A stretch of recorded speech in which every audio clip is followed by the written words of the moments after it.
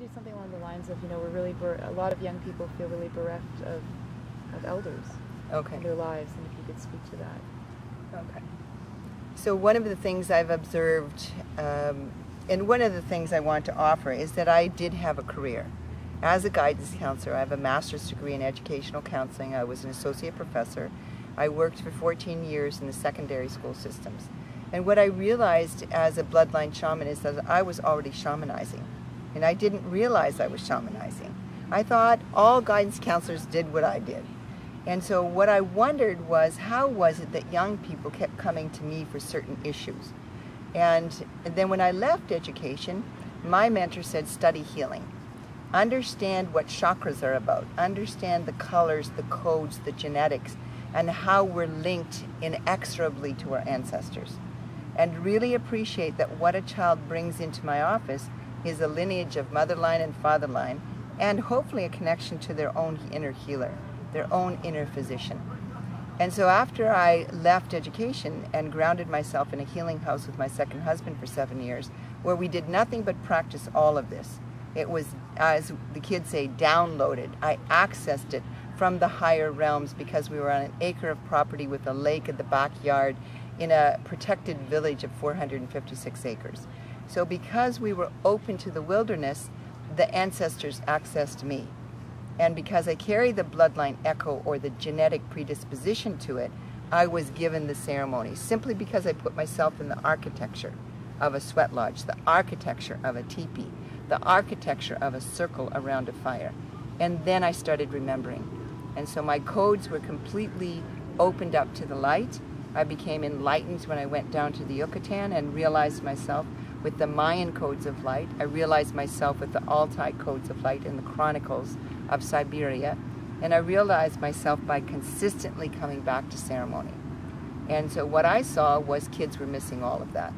Kids were being plunked down in front of TV dinners and TVs and not being prayed with and not being supported in rites of passage from 10, 11, and 12 into their menses and moon time, not giving rites of passage as a vision quest, really not understanding the importance of crying for the people and dedicating to the people, to all nations, to all beings, to all of nature. Kids became very contracted and very about me, me, me, me. And I really feel strongly as I've traveled now in the last 3 years from BC and in around BC to Ontario, is that young people really are missing elders. They're missing the conjugal arrangement of realizing how can you marry your own bundle, marry your own basket with the gifts from your mother and the gifts from your father. A long line of beings are behind you, not just this nuclear family. The nuclear family in my heart has failed, deeply and profoundly. We failed our children. We are not leaving a legacy. We are overspending our natural resources and leaving them debt. And some of them are already experiencing debt. And some of them are in reaction against debt. And they're saying, you to that debt.